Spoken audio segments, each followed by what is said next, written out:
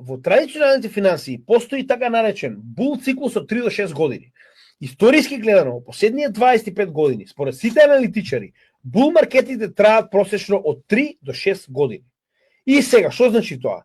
Дека биткоин кој што моментално станува големо средство со над 2 трилиони долари, кој што е прифатено во светот, тргувано на најголемите берзи, купувано од најголемите assets under management корпорации и држави, ефективно влегува во циклусот на традиционалните финансии.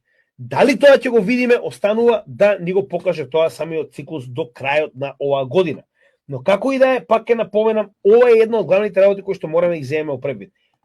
4 годишниот циклус ќе биде скршен во моментот кога оваа година потенцијално ќе заврши во bear market.